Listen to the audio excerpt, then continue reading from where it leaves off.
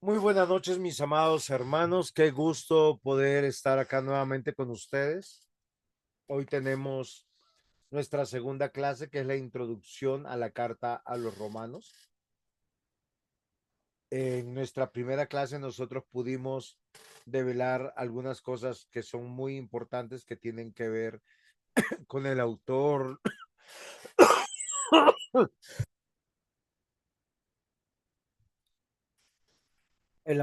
lugar de la fecha, el destinatario, el propósito, y son cosas que creo que hemos aprendido. ¿Por qué son importantes todos estos datos para poder entender el mensaje de Dios? Porque el mensaje de Dios no fue dado universalmente. Cualquier situación, por decir, como va a decir en Romanos 13, sujétense a las autoridades. Y si nosotros no supiéramos que en los tiempos de Pablo estaba el imperio romano, un imperio opresor, un imperio dominante, avasallador, pues nosotros diríamos, claro, en los tiempos de Pablo posiblemente las autoridades eran buenas. Nosotros sabemos que en los tiempos de Pablo la iglesia era perseguida y que nos digan sujétate a las autoridades es algo que nos llama la atención. ¿Cómo lo sabemos? Por el lugar, la fecha, donde fue escrita, para quienes fue escrita, cuál fue el propósito del que fue escrito, quiénes fueron sus destinatarios, y eso ha sido muy importante para cada uno de nosotros. Y en nuestra primera clase hablamos de todas estas cosas para aprender y tener claridad de esto. Hoy nos corresponde algo totalmente diferente. Vamos a entrar ya a la lectura de Romanos y espero que nosotros podamos aprender. Como yo le decía al comenzar la clase, antes de comenzar a grabar, es importante, sobre todo para aquellos que quieren predicar la palabra de Dios, sepan que nosotros los predicadores, los maestros, enseñamos el mensaje de Dios. Por lo tanto, yo tengo que estar seguro cuál es el mensaje. ¿Por qué razón? Porque hay muchas cosas que pueden venir a nuestra mente, muchas cosas que nos pueden distraer. Y la idea es, queridos hermanos, ser edificados con la palabra de Dios. Predicar, enseñar la palabra, no es hablar de Dios, es comunicar el mensaje que Dios quiere. Por eso el mensaje de Dios es estructurado. Y antes de proseguir a nuestra segunda clase, vamos a orar y vamos a pedirle a nuestro hermano Michael que ore por nosotros.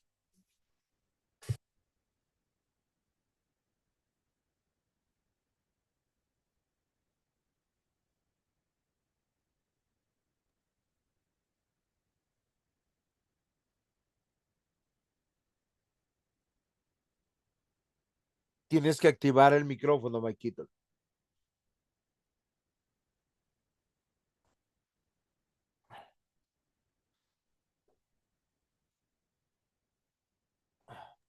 Ah, ahí me escuchan, ¿sí? Sí, señor. Bueno, Padre amado, Rey Celestial, Señor, grande eres tú, Padre, misericordioso, Señor. Gracias por permitirnos estar aquí esta noche reunidos, Señor, aprendiendo de tu palabra, Señor.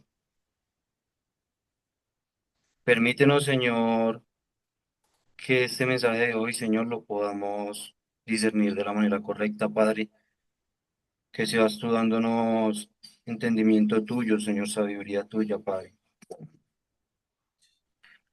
Ayúdanos, Señor, a que el pastor, Señor, nos pueda instruir de la manera correcta, Padre. Que cada cosa que se diga en esta clase, Señor, venga de ti, Padre, y que cada duda que tengamos, Señor, pueda ser aclarada, Padre. Ayúdanos, Señor, a más que aceptarte, Señor, solamente seguirte, Padre, y que esta clase sea de edificación, Señor, para nuestras vidas, Padre. En el nombre del Señor Jesucristo, Señor. Guíanos en este momento, Señor, donde discerniremos tu palabra, Padre. Amén y amén. Amén. Muy bien, mis amados hermanos. Todo curso de introducción requiere de un esfuerzo. Cuando cualquier persona desea preparar un curso, tiene que bosquejarlo. Nosotros lo hemos bosquejado a través de 4 clases, una introductoria para tener todos los datos claros, como les decía, una segunda clase que va a abordar del capítulo 1 al capítulo 4, una segunda del capítulo 5 al capítulo 8 y otra del capítulo 9 al capítulo 16. Y hoy nos va a hablar los textos bíblicos de un tema fundamental. Es el tema de la justificación.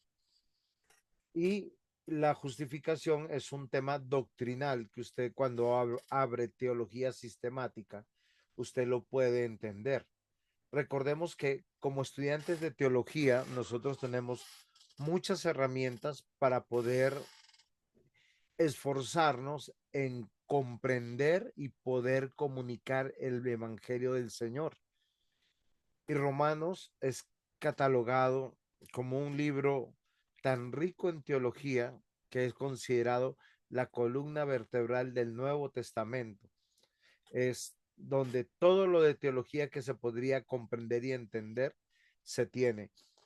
Y estos primeros 4 capítulos hablarán sobre la justificación, pero para entender la justificación tengo que entender yo cuál es el estado del hombre, cuál es la condición humana y la necesidad de la salvación. Nadie se atreverá a ir a un médico si no entiende o no comprende lo que yo les estoy comunicando en esta noche. ¿Por qué razón? Porque por eso hay mucha distorsión del mensaje de Dios.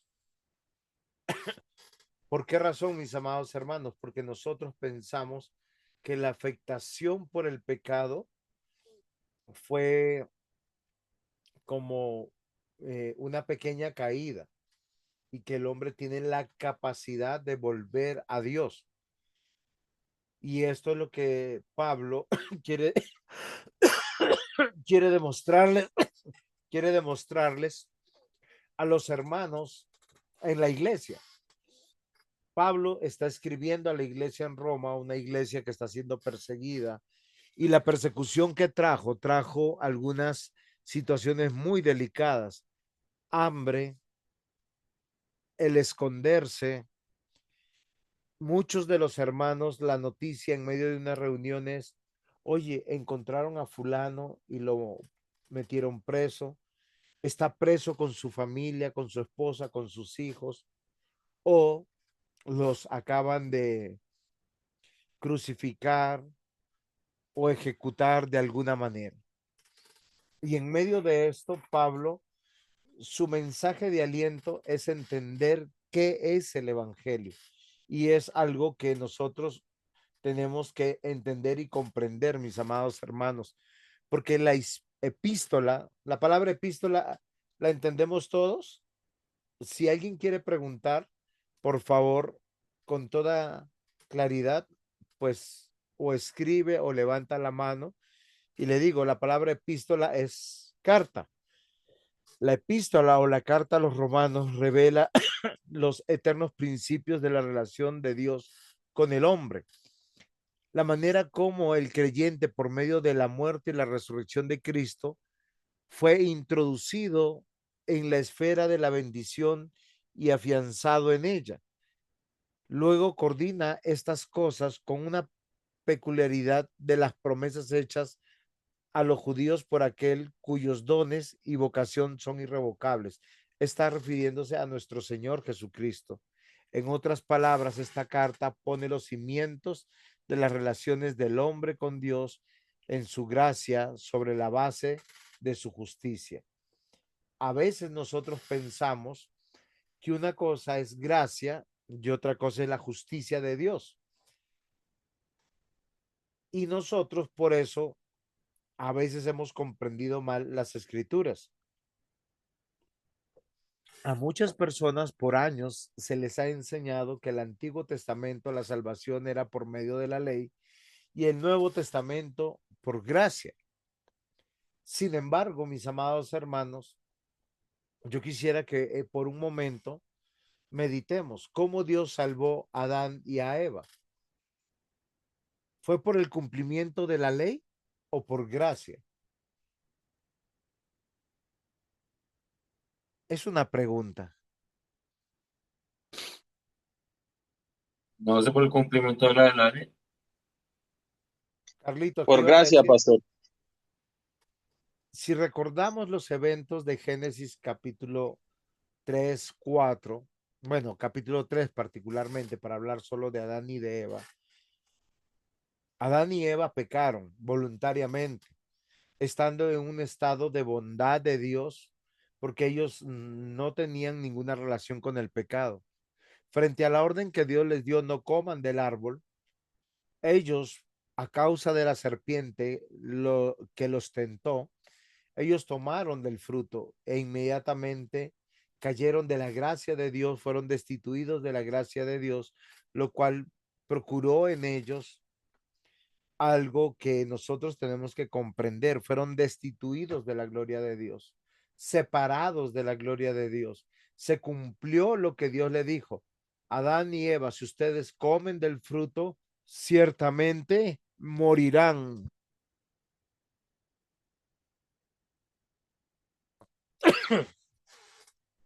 Y ellos en ese mismo momento fueron separados, quedando enemigos de Dios y esclavos de su condición. ¿Cómo lo sabemos? Porque ellos, cuando escucharon la voz de Dios, no fueron hacia Dios. Es Dios que fue revelado en Génesis 1 y 2 en su manera tan bondadosa, misericordiosa, todopoderosa, creador, el cual de gracia creó un mundo, creó su jardín, creó todo lo que tiene vida y aún lo que no,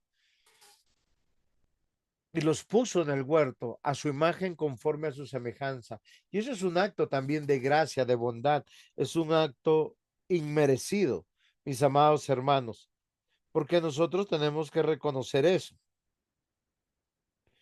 La gracia tiene que ver con todo don y toda acción y todo beneficio y bendición que viene de parte de Dios sin que nosotros tuviéramos un mérito por el cual disfrutemos esa bendición. Y a pesar de que ellos pecaron, Dios en su infinita gracia, misericordia, fue, los buscó, los llamó, los vistió de justicia. ¿Cómo lo sabemos? La Biblia dice que el Señor en su palabra nos plantea cómo Adán y Eva, después de haber pecado, se vieron. Dice, se avergonzaron y se encontraron desnudos y se escondieron y huyeron y escucharon la voz y huyeron más. Sin embargo, Dios los busca, los llama, los viste. Posiblemente nosotros tenemos que entender por todo el contexto bíblico que ellos fueron vestidos con pieles de corderos que Dios tuvo que arrancar, Dios mismo con sus manos tuvo que arrancar del cuerpo inerte de algunos animales, probablemente por todo el contexto, corderos. ¿Para qué? Para estar nuevamente en su presencia, para que ellos puedan recibir como un acto de bondad la disciplina de Dios como consecuencia de sus actos, pero decirles también y comunicarles lo que nosotros conocemos en Génesis 3:15, la promesa del protoevangelio. Esta palabra de protoevangelio quiere decir la manifestación del evangelio antes del evangelio mismo, de la manera clara y contundente como nosotros hoy la conocemos. Dios en su infinita bondad les dice algo que es muy importante, mis hermanos. La mujer tendrá un hijo, o sea, de su descendencia saldrá un hijo, el cual pisará la cabeza de la serpiente y la serpiente le morderá en el calcañar. Y esto es posiblemente para ellos una incógnita, pero ellos creyeron en el Señor. ¿Cómo lo sabemos? Después de sus dos primeros hijos, Caín y Abel, Génesis capítulo 4, en Génesis 5, tienen un tercer hijo que le llaman sustituto. El nombre es Set. Por eso nosotros hoy, cuando vemos que Romanos cómo comienza, comienza de la misma manera de Génesis y nos va a hablar sobre la justificación por medio de la fe. ¿Por qué Adán y Eva fueron declarados justos? ¿Hicieron algo bueno? No, ellos recibieron la salvación por gracia. Dios los buscó, Dios los justificó y pasó algo extraordinario, porque a partir de ese momento ellos fueron separados como un hogar para Dios.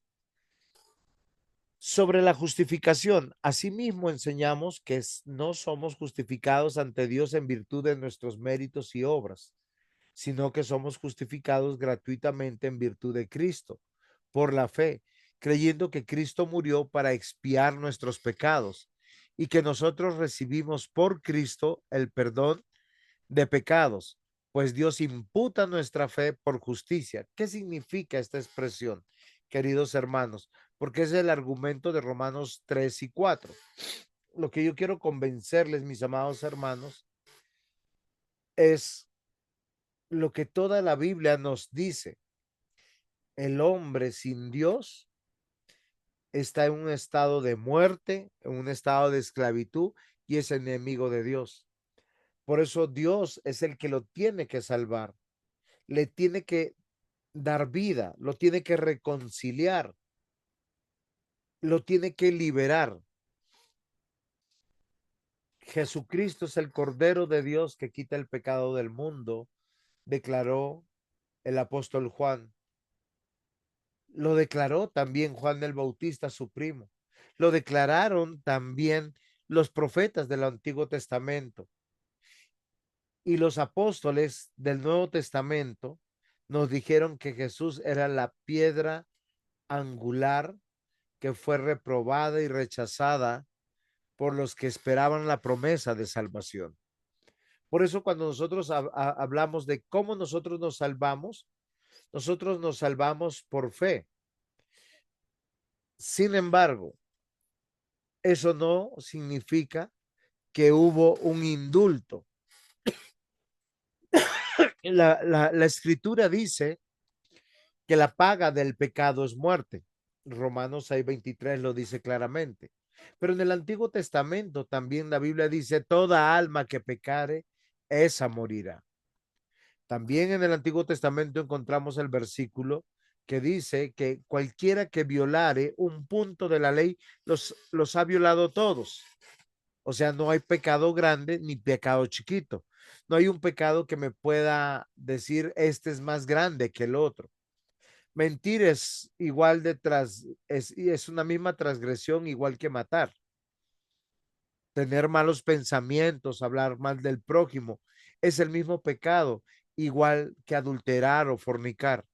¿Cuál es la diferencia de algunos pecados? Sí, que unos son más escandalosos que otros. ¿Por qué? Porque involucran otras personas, porque se hacen en público. Hay otros pecados que solo suceden en el corazón del hombre. Por eso el tema de Romanos es convencernos. Pablo quiere convencer a la iglesia que todos los hombres son malos y los que hoy están en la iglesia entendiendo el evangelio fueron justificados. Y como les decía hace un instante, la salvación es por medio de la fe en Cristo. Cuando yo creo en Cristo, a mí se me es dada la justicia de Cristo, el unigénito Hijo de Dios. Y eso es la justificación. ¿Qué es la justificación? El acto de la libre gracia de Dios, por lo cual el que cree es declarado justo. Es como si nunca hubiese pecado.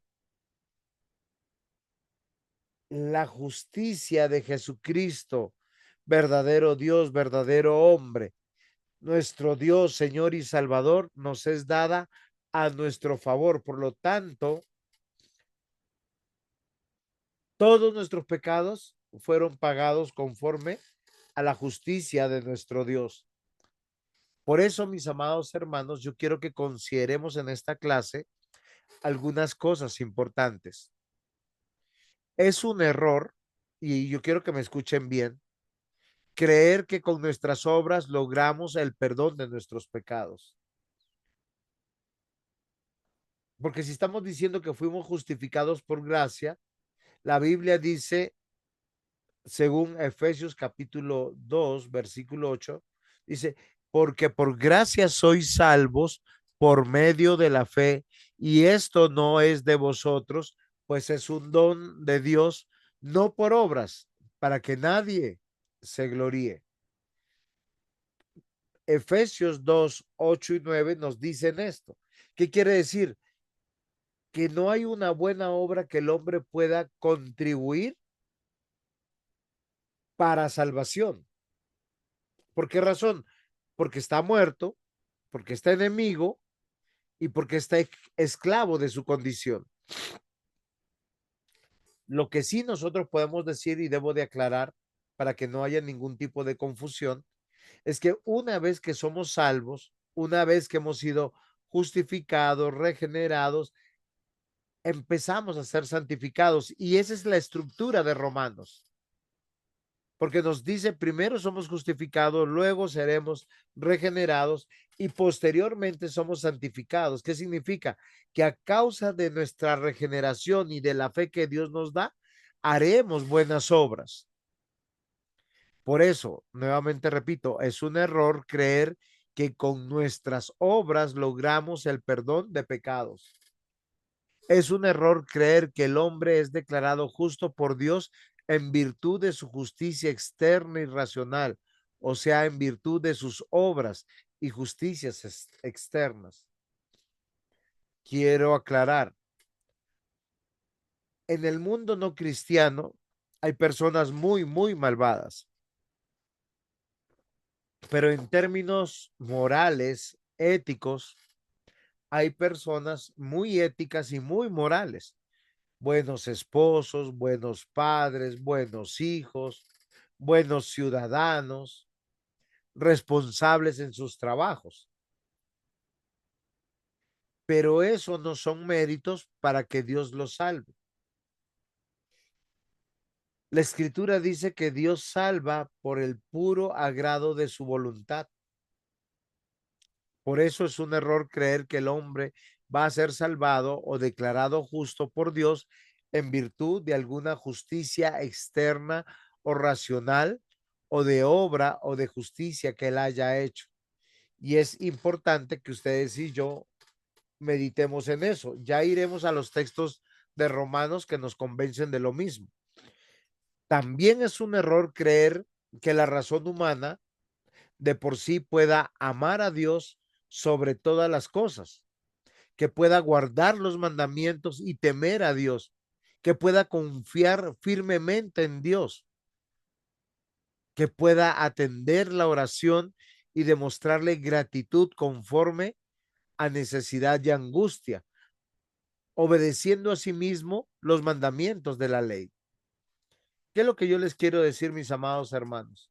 Si alguno piensa que los seres humanos tienen la capacidad humana sin la intervención de Dios, de amar a Dios, como dice la escritura. La escritura demanda del hombre, amarás al Señor con toda tu mente, con todas tus fuerzas, con todo tu corazón.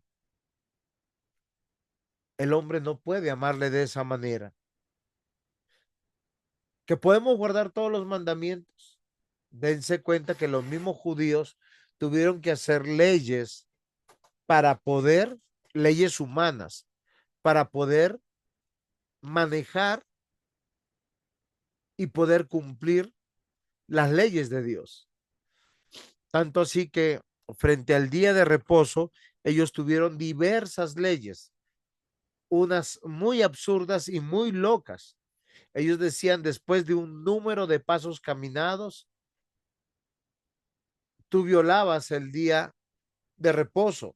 O sea, si tú caminabas 1999 pasos y descansabas y te quedabas hasta ahí, hasta el otro día, cumplías la ley. Solo podías caminar 1999 pasos, porque el 2000 ya era pecado. Si alguien se comía un huevo, tenía que matar a la gallina al día siguiente, porque no debió haber hecho eso. Cosas por el estilo, mis amados hermanos. La Biblia dice que nosotros somos incapaces de guardar perfectamente los mandamientos, que somos incapaces de temer a Dios de todo nuestro corazón, de confiar firmemente en Dios, a no ser que pase algo sobrenatural en nuestro corazón. Por eso también es un error y una burla de las personas de Cristo creer que carecemos de pecados quienes cumplen externamente los mandamientos divinos sin poseer el Espíritu Santo y la gracia divina. Hay personas que piensan que por su religión, por practicar lo que practican o por el llamado que tienen o el ministerio que están cumpliendo, se consideran sin pecado. Y la misma escritura dice que todos, absolutamente todos, somos pecadores. Por último, el error también grandísimo de nuestros adversarios consiste en afirmar que el hombre merecedor siempre de la ira divina logrará el perdón de sus pecados en virtud de su amor a Dios, o dicho con sus propias palabras, en virtud del actum elicitum dilectionis. Eso es latín. ¿Qué traduce? Un acto de provocar amor. Queridos hermanos, las personas cuando buscan a Dios sin Dios, terminan inventando un Dios humano. Por eso muchas de las religiones falsas tienen Dios Padre, Dios Madre y muchos métodos para llegar a Dios. No es posible que el hombre pueda amar a Dios de la manera que Dios nos pide sin no haber sido justificado, regenerado y entrar en un proceso de santificación que solamente Dios lo puede hacer en la persona de Cristo. Por eso, lo que nosotros a través de lo que entendemos de lo que presenta Romanos, hay del capítulo 1 al capítulo 4 unos versículos muy importantes que nosotros debemos considerar. Cuando vamos a la escritura, a Romanos capítulo 1, el versículo 16 y 17, dice de la siguiente manera, porque no me avergüenzo del evangelio, porque es poder de Dios para salvación. Lo que implica esta declaración, mis amados hermanos, es que si Dios no entra con su poder soberano, todopoderoso, creador, nadie puede creer. Pablo le declara a la iglesia que él no se avergüenza del evangelio porque es el poder de Dios para salvación a todo aquel que cree, al judío primeramente y también al griego, porque el evangelio de justicia de Dios se revela por fe y para fe, como está escrito, mas el justo por la fe vivirá. El apóstol Pablo dice, no me da vergüenza de anunciar esta buena noticia. Gracias al poder de Dios, todos los que escuchan y creen en Jesús son salvados. No importa si son judíos o no lo son. La buena noticia nos enseña que Dios acepta al que cree en Jesús. Ahora, si nosotros vamos a Efesios capítulo 2, comienza diciendo, y él os dio vida a vosotros cuando estabais muertos en vuestros delitos y pecados. En otras palabras, Antes ustedes estaban muertos para Dios, pues hacían el mal y vivían en pecado. Seguían el mal ejemplo de la gente de este mundo y obedecían al poderoso espíritu de los aires que gobierna sobre los malos espíritus y domina las personas que desobedecen. Y en este mismo capítulo ya les había dicho, entonces, como una persona que está muerta, que es enemiga de Dios y no está libre porque es esclava de su pecado, solo hace el mal, ¿cómo, cómo puede llegar a creer? El versículo 8 dice, ustedes han sido salvados porque Dios les dio la fe. La fe es un don de Dios. Y esto es algo que tenemos que considerar. ¿Cuál es el pasado de todos los hombres? Están muertos, esclavos y enemigos de Dios. ¿Cuál es el presente del creyente? Ya, Maikito, ya te doy la mano. La Biblia dice que el presente del creyente es que tiene vida, fue reconciliado y fue hecho libre. Por eso ustedes como creyentes tienen la capacidad primero de reconocer lo que es bueno y lo que es malo. Y ustedes tienen la capacidad de obedecer o desobedecer la palabra de Dios. Dios no los obliga a obedecer la palabra de Dios. Usted el domingo se puede quedar en su cama durmiendo con sus hijos, jugando, o irse a un parque de diversiones. Pero lo que yo les quiero decir, queridos hermanos, si nosotros estamos comprendiendo el Evangelio, ¿por qué vamos a la iglesia? Porque tenemos la capacidad de discernir, la libertad de poder decir, no, yo me levanto, ir a adorar a Dios, tener gratitud por todo lo que me ha dado. Eso es maravilloso. ¿Cuál es su futuro? La glorificación, estar con Cristo, heredero, coheredero con Él, la plenitud de la salvación. Maikito, ¿cuál era tu pregunta? Pastor, es que digamos, me surge una duda en cuanto, digamos, pues cuando Jesús, digamos, manda a llamar a alguien o algo así en una parte de la Biblia, no sé bien, él primero menciona, digamos, como que arrepiéntanse y como que carguen su cruz o algo así, ¿no? O sea, como que, pero, o sea, es que no sé si dice algo así el texto, pero entonces el tema es como que, digamos, por aquí encontré, digamos, un tema, un versículo en Hechos, que dice, en Hechos 3:19 dice como, arrepiéntanse, pues, conviértanse para que sean borrados sus pecados. O sea, digamos, como que, o sea, lo que yo estoy entendiendo es que primero Dios hace el llamado y luego como que ahí, como que empieza a haber un cambio, me voy a entender.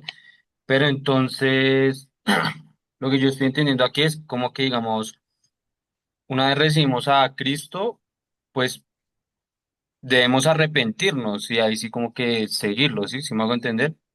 No sé si es como clara la pregunta.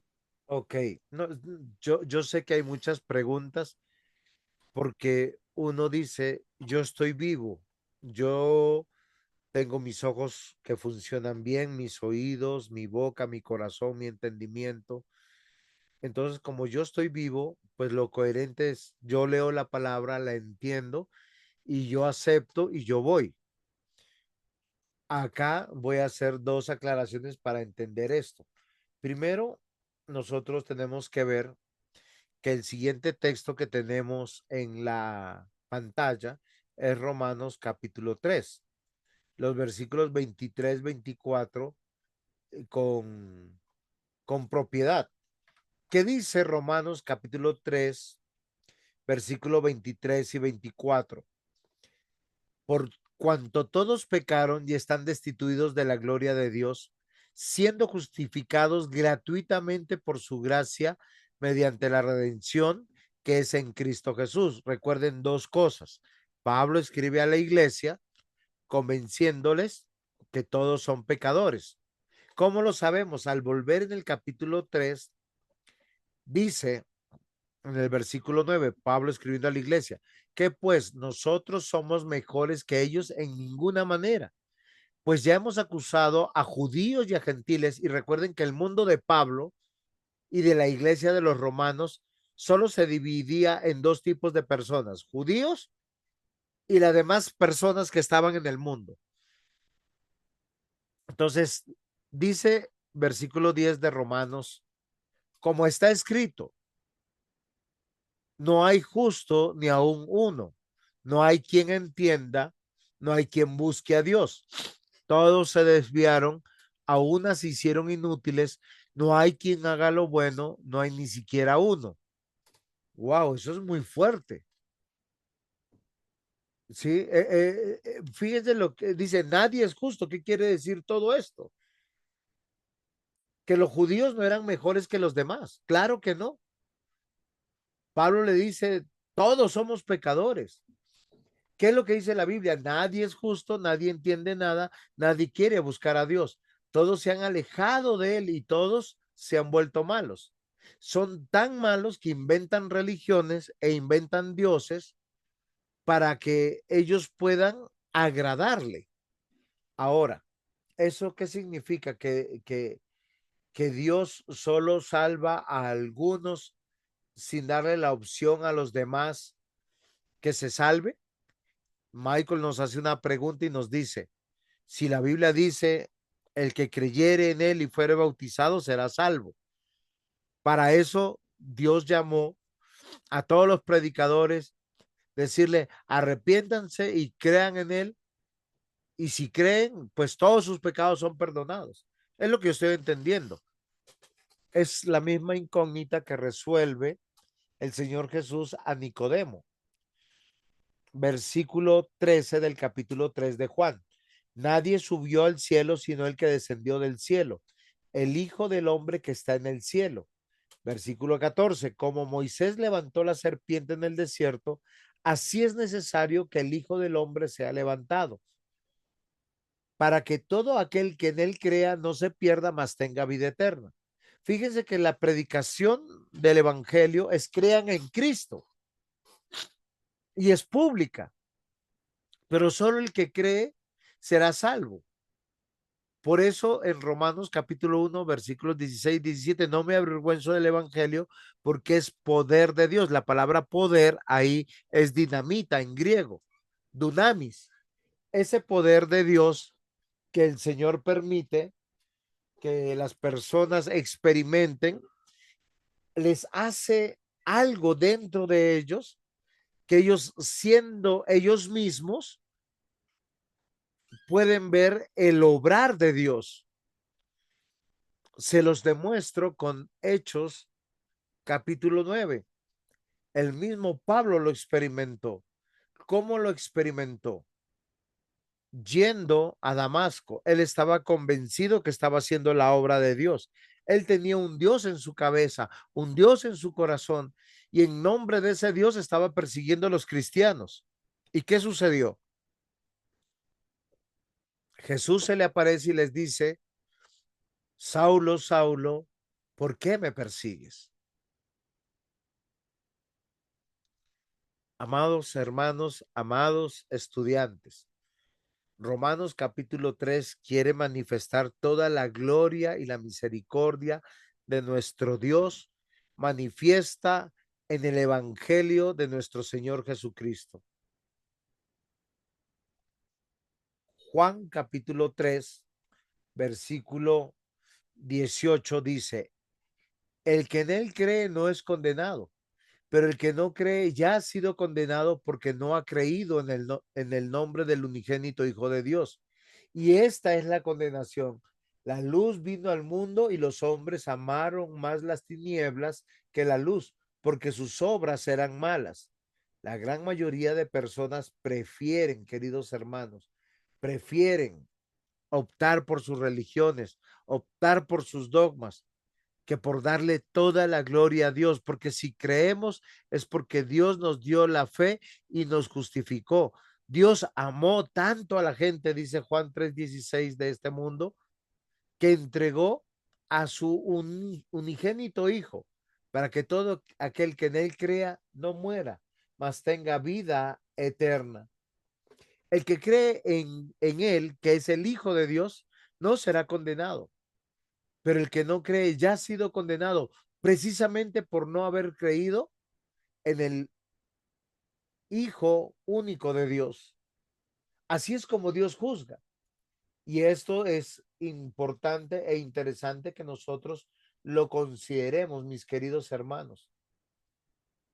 ¿Por qué yo les digo esto? Porque este es el Evangelio.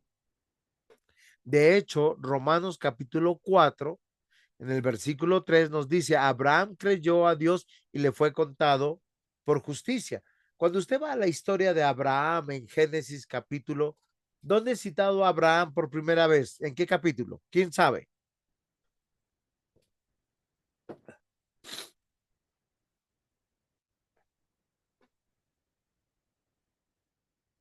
Es pregunta de examen. ¿El Ah, capítulo qué? ¿en qué capítulo de Génesis es citado por primera vez Abraham? El que me responde el capítulo 12 está equivocado.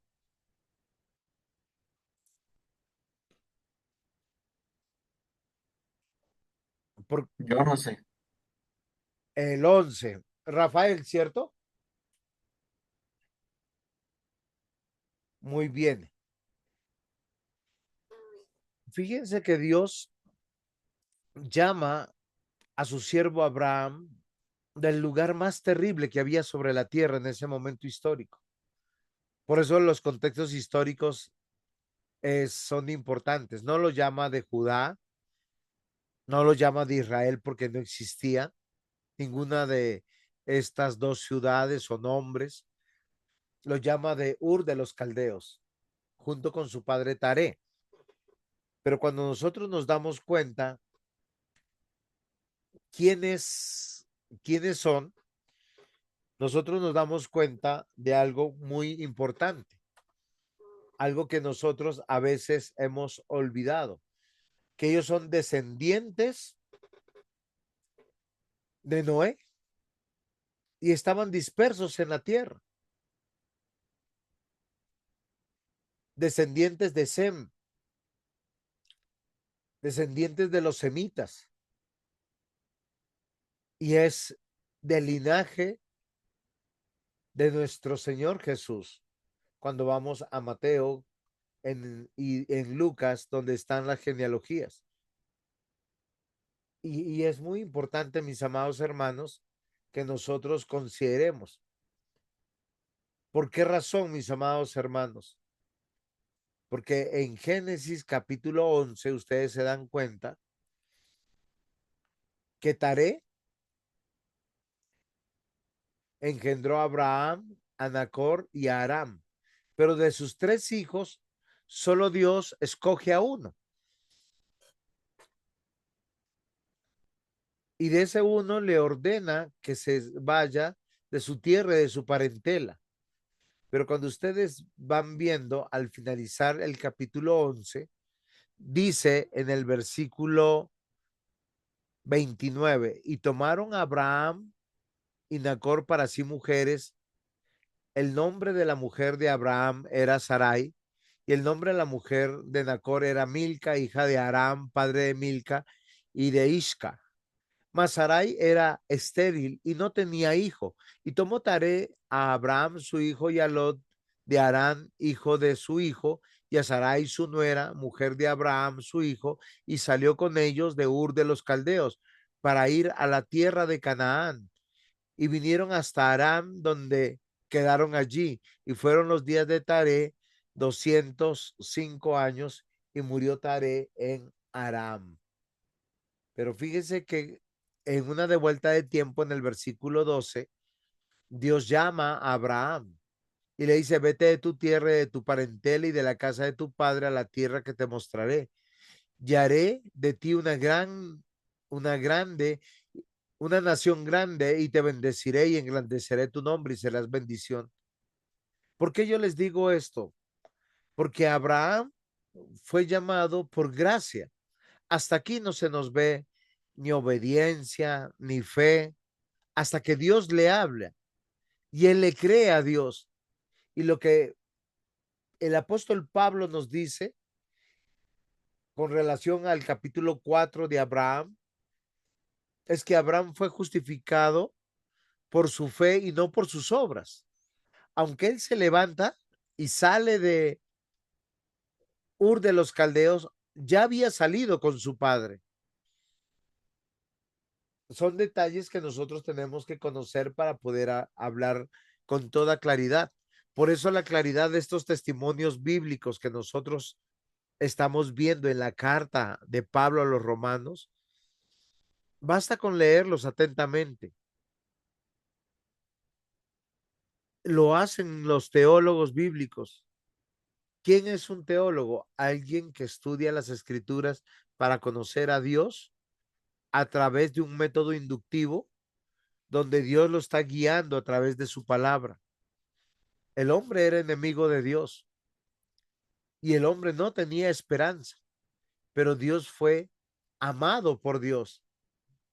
El hombre estaba degenerado, muerto en pecado, muerto para con Dios y fue regenerado.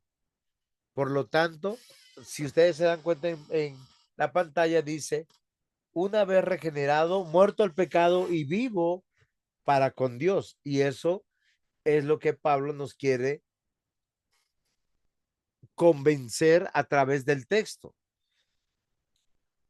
El tema de Romanos capítulo 1 al 4 es todos han pecado y la justicia de Dios se revela por la fe.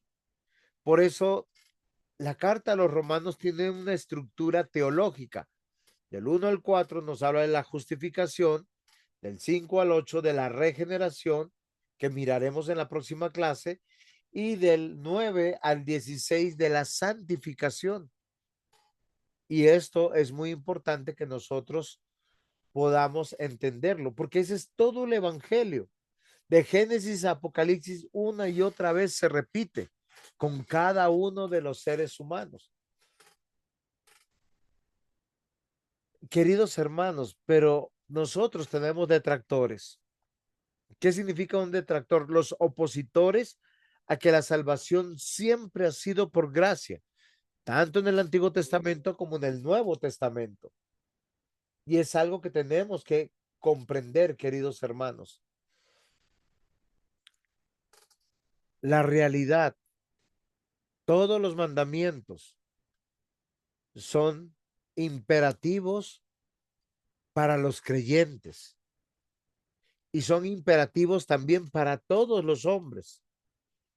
Los mandamientos se refieren a la buena conducta para que poder atenderlos con la razón, porque es bueno para todos los hombres, para que el ser humano pueda vivir en esta tierra en paz, con gozo, lleno de amor. Sin embargo, los hombres sin Dios, los que no tienen temor a Dios, construyen sus propias leyes. El creyente ha sido reconciliado, por lo tanto ha sido regenerado y esta palabra de regeneración tiene que ver con que el poder de Dios cambia ese corazón de piedra por un corazón de carne, le cambia la mente, le cambia su espíritu, le da de su espíritu. Y queridos hermanos, todo creyente debe ser reconciliado, regenerado por el Espíritu Santo. Y nos consideramos ya seguros que todo aquel que cree es justificado. No estamos bajo la ira ni el juicio divino. No rechazamos el castigo ni su sentencia para los que por justa causa le rechazan y viven bajo su propia justicia. Toda persona que quiere vivir bajo su propio entendimiento, bajo su propia justicia, justamente debe de morir porque no quiere venir a Cristo, no quiere decir, él no quiere confesar que Cristo es su Señor, que Cristo es su Dios, que Cristo es su total, pleno, único y suficiente Salvador. De modo que antes de ser regenerados por el Espíritu Santo, nuestras mejores obras son hechas con un corazón impío, pese a que tengan toda la aprobación del mundo. El apóstol Pablo dice, todo lo que no es de fe es pecado. Por consiguiente, se confían en sus propias obras. La gran mayoría de las personas que rechaza a Cristo rechaza su iglesia. Y el que rechaza a Cristo y su iglesia rechaza realmente la fe y confía en sus buenas obras a su manera. Dice, soy buen hijo, buen esposo, no le hago mal a nadie. Y tiene una falsa paz. Romanos capítulo 4, perdón, Romanos capítulo 1 al 4 nos enruta a que solo la fe en Cristo justifica. No es la fe más bautismo, no es la fe más buenas obras, no es la fe más una buena comprensión, es solo por la fe. Se los pongo un ejemplo. Cristo está en la cruz. El momento de la cruz es el momento menos creíble de Jesucristo. ¿Por qué? Porque el verdadero Dios y verdadero hombre está clavado en la cruz. Por eso uno de los ladrones le dice, si eres Dios, ¿por qué no te bajas de la cruz y nos salvas? El que cree, ¿cómo reacciona? Con humildad y con mansedumbre. Él dice, cállate, tú no sabes lo que tú hablas. ¿Por qué razón? Porque él no ha hecho nada malo. Y nosotros aquí estamos por nuestros propios pecados. Pero algo pasó en este hombre de una manera poderosa para que haga la siguiente confesión. Señor, acuérdate de mí cuando estés en tu reino. Y Jesús le dijo, hoy te digo, estarás conmigo en el paraíso. La única acción que hizo este hombre antes de morir en la cruz fue creer en Cristo Jesús. No fue bautizado, no tuvo que ir a la iglesia, no diezmó, no ofrendó, no tuvo la oportunidad de expresar su fe. Pero por medio del evangelio pudo reconocer que aquel que estaba en la cruz, coronado de espinas, flagelado, sangrante, agonizante, era el Hijo de Dios.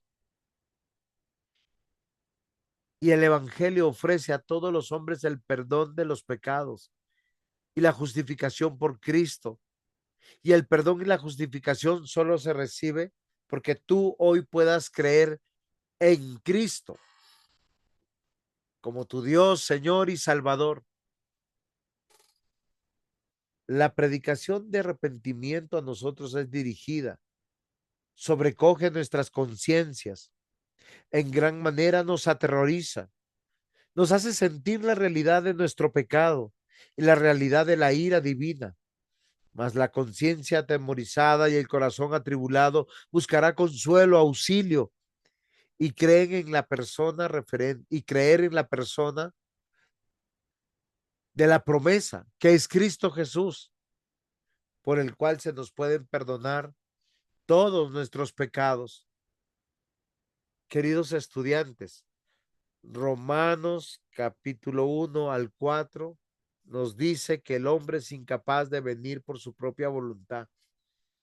Toda la Biblia lo dice de alguna manera, pero también nosotros tenemos que entender que en la justicia de Dios, Dios invita a todos y cada uno de los hombres a arrepentirse voluntariamente, pero la gran mayoría de las personas crean su propio Dios, crean su propia religión para negar a Cristo, porque es muy humillante decir yo soy salvo sin hacer nada.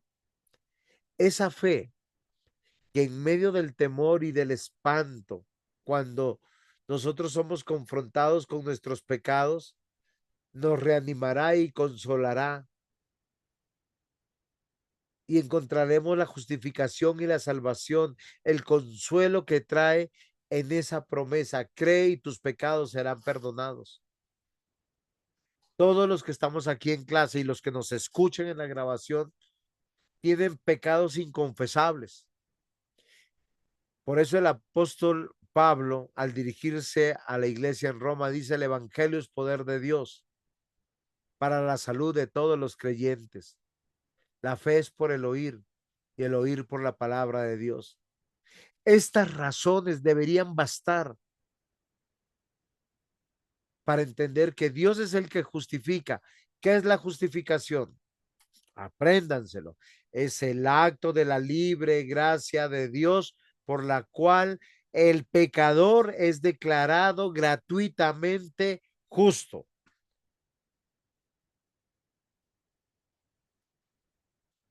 Nuestro verdadero juez, Dios y Señor, en el trono de la gracia, nos declaró justos.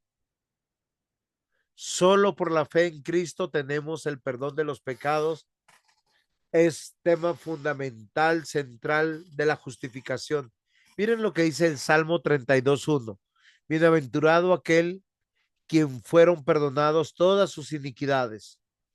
En consecuencia, nosotros conseguiremos dicho perdón solo por la fe en Cristo, no por el amor, ni tampoco por las obras, pues el amor y las obras siguen a la fe. Y se los puedo demostrar. Dice: más el fruto del Espíritu Santo es amor, gozo, paz, paciencia, bondad, benignidad, fe, mansedumbre, templanza.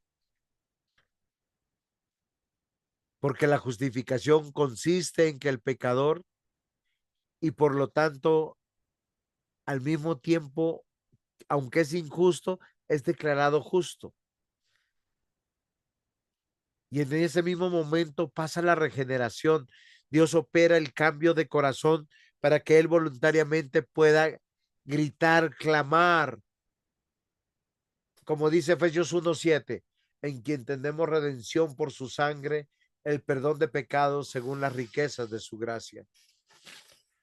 No somos nosotros realmente capaces de contrarrestar o aplacar la ira de Dios apelando a nuestro pobre amor y a nuestras obras, sino solamente a la meditación que Cristo es nuestro Dios, Señor y Salvador, creer con fe, porque solo por la fe en Cristo tenemos el perdón de los pecados.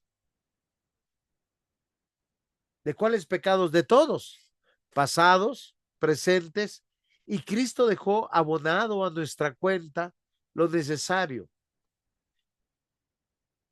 para que nosotros no podamos caer.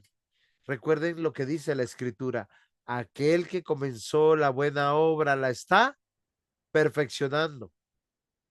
Él dice que nos está limpiando, nos está planchando, nos está purificando para presentarnos con gran alegría en el día del juicio final, porque somos la obra de Cristo, somos los beneficiarios de Cristo, somos las ovejas, el rebaño de Cristo. Y nos promete misericordia y nos promete perseverar en nosotros y guardarnos hasta el día final. Solo por la fe en Cristo tenemos el perdón de los pecados, estimados hermanos, porque Él es el gran sumo sacerdote, único y perfecto, eterno, para que nosotros vayamos con gozo ante nuestro Dios y Padre. Él mismo nos invita a llegarnos a Dios, a llamarle Padre, y no confiando en nuestras propias obras, sino en la obra de Jesucristo. Queridos hermanos, hacemos buenas obras porque somos salvos y no hacemos buenas obras para ser salvos.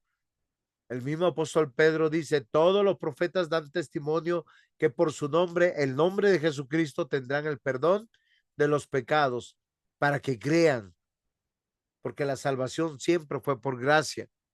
El apóstol Pedro manifiesta pues claramente que obtenemos el perdón de los pecados por el nombre de Cristo. Esto significa que por el nombre de Cristo, mas no por nuestras obras, ni por nuestro arrepentimiento, ni por nuestras acciones de contrición, ni amor, ni de culto, ni de las ofrendas que damos. Hechos 10:43. De este dan testimonio todos los profetas, que todos los que en él creyeren recibirán el perdón de pecados por su nombre. Entonces nosotros no podemos cambiar las escrituras. Pablo está de manera coherente con todo el Antiguo Testamento, con el Nuevo Testamento, con los otros apóstoles, para decirnos que el perdón de nuestros pecados ha sido prometido en virtud de Cristo, porque Él es el que fue a la cruz del Calvario, de donde se desprende dicho perdón. Romanos 4:16 dice, la justicia vendrá por la fe, a fin de que la gracia obre y para que la promesa permanezca en vigor. Y esto es como si el apóstol Pablo dijera, si de nuestros méritos dependiera nuestra salvación y justicia, la promesa divina carecería de certeza y no nos bendeciría en modo alguno, toda vez que nosotros, por nuestra parte, jamás llegaremos a saber si nuestros méritos son suficientes. Claro está, los corazones de los creyentes, las conciencias cristianas, en fin, entienden muy bien que la salvación no depende de nuestros méritos, sino de Cristo. Yo quiero terminar con 3 puntos, solo para que ustedes lo analicen. Somos justificados y así perdonados. La razón es que todos somos pecadores. ¿Qué significa ser pecador? Que merecemos justamente la ira de Dios. Estamos muertos en delitos y pecados, estábamos esclavos del pecado y éramos enemigos de Dios. Pero solo por la fe en Cristo fuimos perdonados y fue un acto de la libre gracia de nuestro Dios. Amados hermanos, mi exposición llega hasta aquí, pero quiero escuchar si hay preguntas, aportes.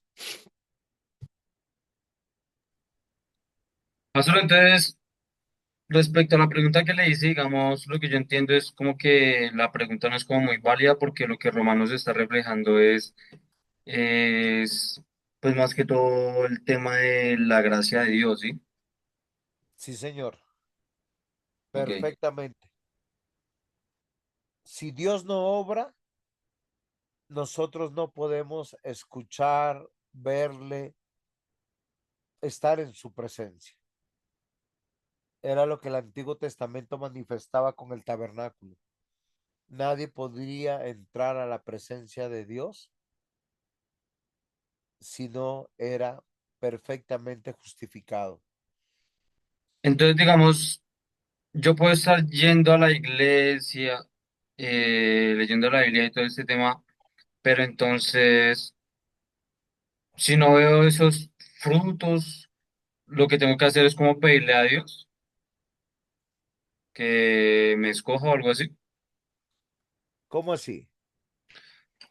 O sea, digamos, si Dios nos escoge a nosotros, ¿sí?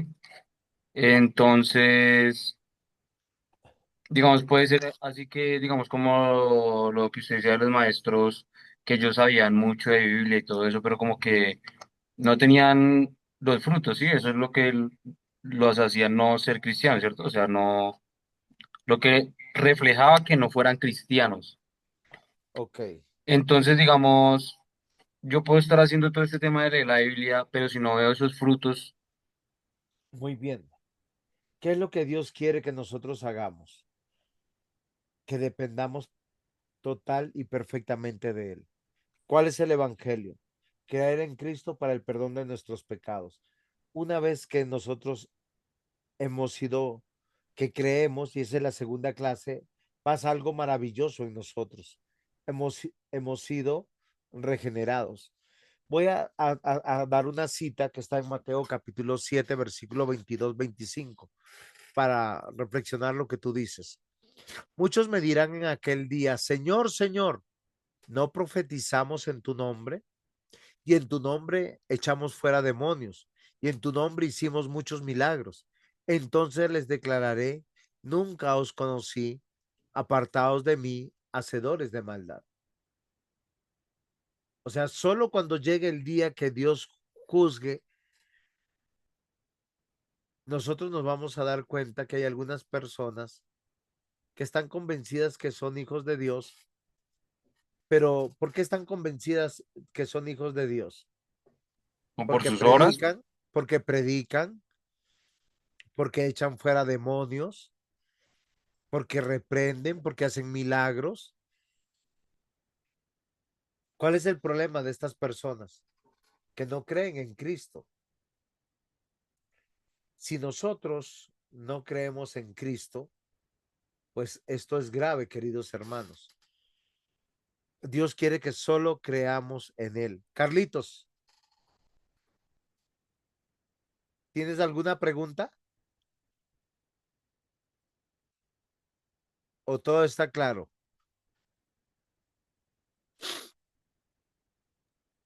No, pastor, ahí estoy aprendiendo más y más. Ok. Entonces, fíjense que cuando la Biblia dice que el Evangelio es poder de Dios, es como dijo el profeta Elías, Dios va a dar vida a los huesos secos. Si tú crees en Cristo, ¿cómo puedes estar seguro de tu salvación? Porque creo que esa es tu pregunta. La Biblia dice que el Espíritu Santo te confirmará a ti. ¿Cómo te confirmará? Cuando tú eres tentado por tu corazón, por el mundo o por el mismo Satanás, que no eres un hijo de Dios, porque lo que quiere siempre Satanás es atacar nuestra fe. El Espíritu Santo obrará para animarte, para no soltarte, para no dejarte. Eso no solamente le pasa a los creyentes en momentos de aflicción, le pasaron a grandes hombres de Dios. Jeremías un día dijo, Señor, yo voy, predico, te obedezco, hago todo y me gano enemigos, me azotan, me llevan a la cárcel. Me cansé. No es en serio, léete Jeremías y él dice, me cansé, ya, no voy a hablar más de ti, no voy a ir donde tú me mandas. Y el Señor hace algo maravilloso. Le dice Jeremías, yo sé que tú eres joven, pero irás a donde yo te mande y dirás lo que yo te diga. Y eso fue lo que hizo Jeremías. ¿Cómo lo hizo? No porque Jeremías fuera un gran hombre, sino porque el poder de Dios obró, obró, no lo soltó. Entonces, nosotros tenemos que entender eso.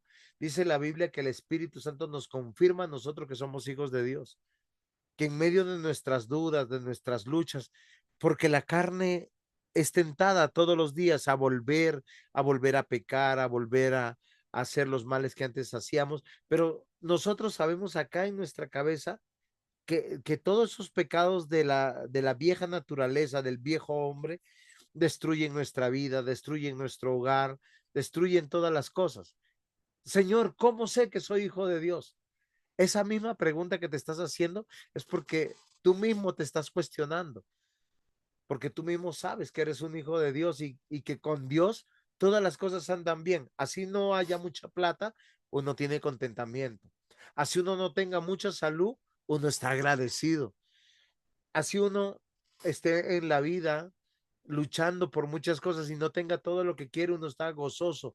¿Por qué? Porque sabe que en la eternidad tenemos una herencia mayor a cualquier cosa que podamos conseguir acá en esta tierra. El Espíritu Pastor, una Santo nos pregunta. confirma a nosotros. Carlitos, Y ahí en Hechos 1:8, donde dice que Él se va, pero nos deja el poder y el Espíritu Santo, sí.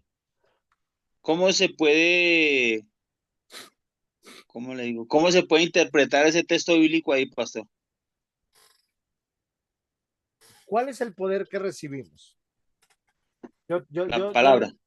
Sí, claro, es la fe por el oír la palabra de Dios. Miren, voy a leer Efesios capítulo 1, versículo 13 al 14.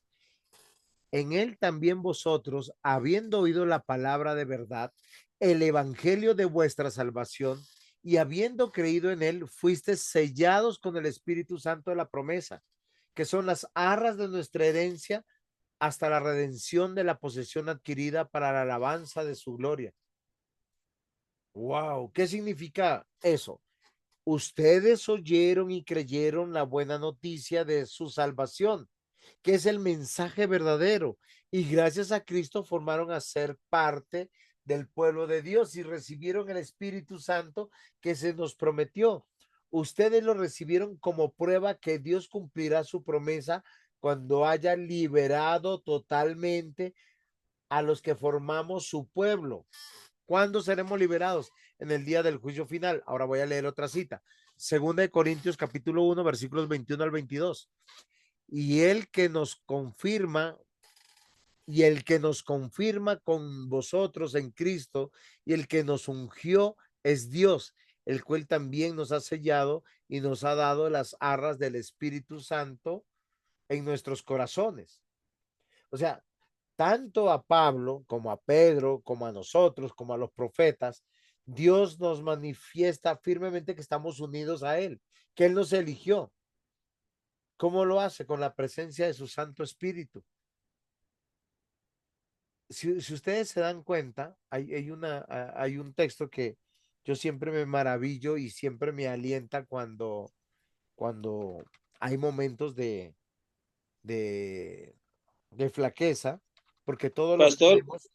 Dice, Señor, y ahí donde dice, y me seréis testigos, sí, la palabra testigo en griego significa que moriremos por él.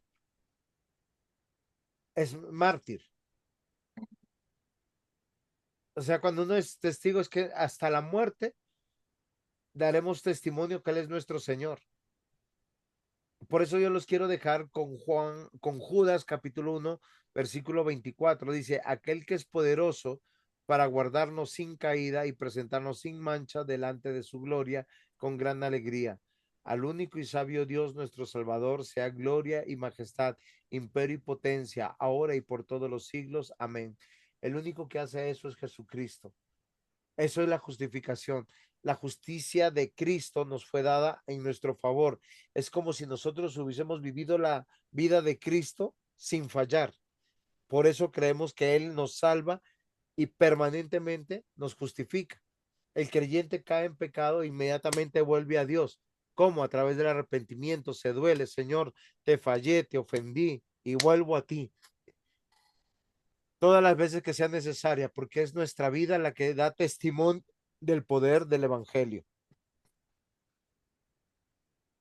Perfecto. Sí, sí, señor.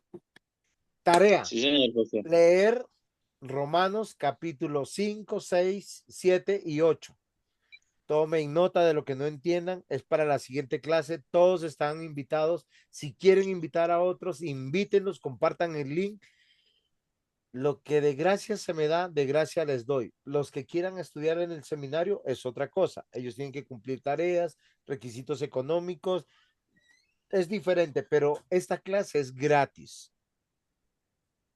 Pero los estudiantes que quieren ser acreditados, con mucho gusto pueden estudiar todo el tiempo y no tienen que enviar ofrenda y no tienen que dar absolutamente nada. Solamente disfrutar de las verdades del Evangelio. Vamos a terminar en oración. Vamos a pedirle a Carlitos que nos despide en oración. Carlitos, estamos en tus manos. Muchísimas gracias, pastor, por la clase y por la enseñanza.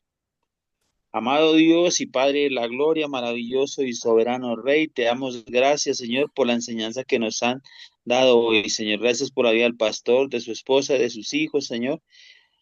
Te damos muchísimas gracias, Señor, por el pastor, Señor, que nos enseña, Señor, y que está dispuesto, Señor, cada día a enseñarnos más y más de tu palabra, Señor.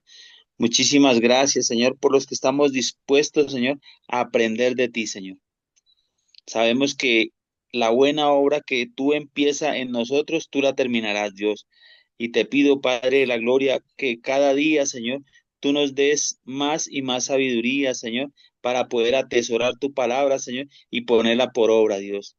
Doy gracias, Padre, en el nombre de Jesús, por la vida de cada uno de mis hermanos, de los estudiantes, Señor, que hemos estado aquí, Señor, y que estamos dispuestos, Señor, y que venimos con un corazón contrito y humillado delante de tu presencia para aprender de ti, Señor. Gracias, papá, en el nombre poderoso de nuestro Señor y Salvador Jesucristo. Bendiciones, mis hermanos. Nos vemos el próximo martes. Bendiciones. Bendiciones Luego, para todos. Gracias, pastor. Bendiciones.